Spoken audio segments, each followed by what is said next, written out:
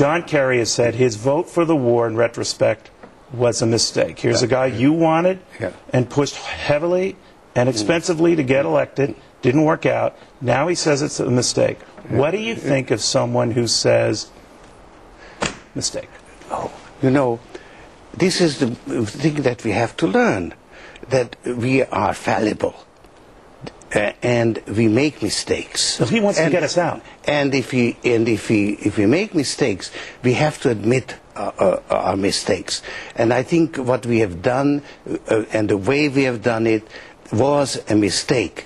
And now the president is telling us that we should stay the course. But he's taking us in the wrong direction. We're getting deeper and deeper into a hole. Now, I'm sorry. I want to be clear this. Now, John Kerry, as you know, sir, is saying, get out. Yeah. And what I'm asking you is the person you can support in 2008. If it's Hillary Clinton, who's still for the war, many criticisms, but still for the war, or John Kerry, who's against the war, get out, look, who would and could you support? Look, the message I want to deliver to the American public, that we are woefully misled, that we must change course. We have to recognize our mistakes. We actually have to get out of Iraq. When? We have to Do you think it's a timetable? We have to get out with the least possible damage, because we are sitting on an incipient civil war. So how do you do that? When I know you're saying get out, I know most Democrats saying eventually we have to get out. What I have trouble getting a handle on, Mr. Soros, is when. What are you talking about? I think that we have to make it clear that we're going to get out. We have to actually threaten the people, the various groups, Sunni, Shia, and Iran.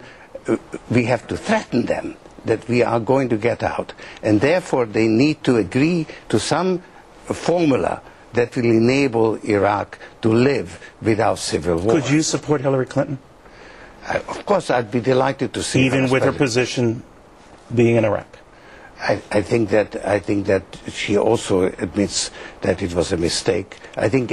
Look, I think. So you can support her. Pardon? You could support her. Absolutely. Any Democrat to you is better than any Republican? No, not necessarily. but I think that what we really need to recognize, that everybody now understands going into Iraq was a mistake. But I think the trouble started earlier, you see. I think we got into a false direction, because if you'd said 3,000 people were killed, so we have got to torture, kill, humiliate 20,000 people in Iraq. Those are not the people who did damage to us. I guess now we are doing to them something that we will not accept. Fair game, fair game. Yeah. Let me switch gears a little bit. A lot of Americans who hear you, Mr. Soros, say, who is this rich guy who came to America, became a billionaire, to bash America and all this? And he urges that the rich have a responsibility, yet his quantum fund isn't even housed in this country. He's dodging taxes. So what I'm asking you is, they say, George Soros, hypocrite.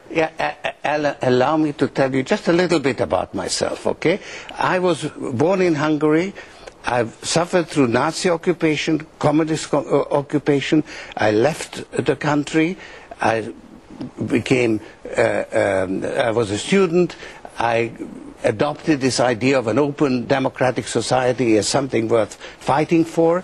And when I had $30 million in 1979, I set up a foundation. And since then, I spent half my fortune on fighting communism and promoting democracy. I mean, I've been at it longer than President Bush. Mr. Soros, I tell you this, there is no disputing how generous you've been with your money. You've given better than $5 billion to a variety of... Here's what I'm asking you, though. All right? Now, your quantum fund is registered actually in Netherlands Antilles. So what I'm curious about is when you advocate that the well-to-do should pay more in taxes. Look, no, I'm just asking. Please. Do you see where some would say, wait a minute? No. Let me say two things. First of all, I pay taxes. My fund is in Curaçao. The foreign shareholders don't pay taxes. I pay taxes on my income from that fund. My management company is located here. We pay taxes. So this is a lie that I have seen in print, and I've seen it repeated. So the other taxes you pay in this country, are they at the 35%? I would like to discuss policy. You're now falling into the trap of your colleagues in Fox, which shall remain nameless, because I think they are so disreputable. I wouldn't want to mention their names. Soros, I respect you. That's why I came here. I don't think we can be demeaning. So let's not get personal. What I'm asking you. Let's talk about policy. But no, because this is part and parcel of the same story. Yeah. The whole story. Let your public find out who I really am, what I really stand for. I chose this country as my home. Right? And I want this country to be worthy of the principles that have made it great. And now we are losing those principles. We are being misled.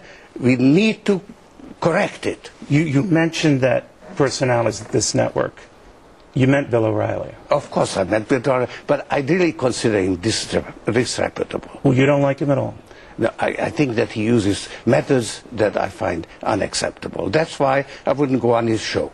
I'm happy to be here, but I have to stop you when you get personal. Well, the reason I read a lot of books, I loved your book, and I love Bill O'Reilly's book, Culture War, because he made some pretty strong remarks about you, Mr. Soros. He said, Soros is a smart, ruthless ideologue who will stop at nothing to advance the secular progressive offensive. He has no scruples, ethics, or sense of fair play. A lot of nasty things said about you. Yeah, people who said that your daddy Warbucks a drug legalization. Yes. That was a Democratic former HUD secretary, health secretary. But does that bug you that no matter what good you try to do, people come back and say, Daddy Warbucks with evil intentions? Look, that is actually what pushes me to stand up. You know, I supported people who stood up for freedom and democracy in countries like the Soviet Union.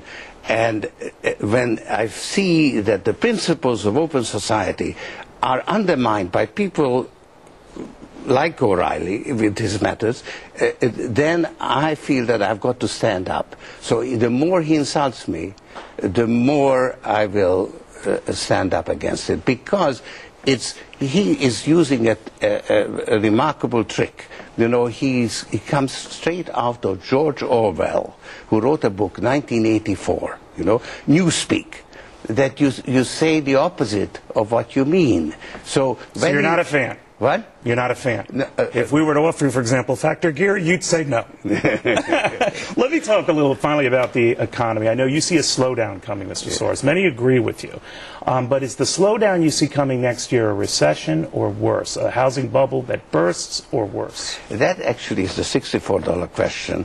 And I honestly am very much on the fence about it, because there's no question that the housing bubble is being deflated. But there are other positive developments which may counterbalance it. So is it going to be a soft landing or a hard landing? What do you think? I don't have the answer, but I think we will think it's a soft landing, even if it is going to turn into a hard landing. And that's where we are right now. You know, you don't get enough credit, but you're one of the most successful investors on the planet. The Quantum Fund, if you got it in 1970, I think within the span of a decade, you made almost, 4,000% or something like that? I think actually hedge funds are very good way to manage risky money. Now, people underestimate the risk, and the managers often over-leverage. And there is a certain danger in the over-leveraging of hedge funds. But on the whole, I think it will correct itself. All right. The book is The Age of Fallibility. The author, George Soros, one of the richest, also one of the most generous men on the planet. Good seeing you. Will you come back? Happy to. All right. We'll have more after this.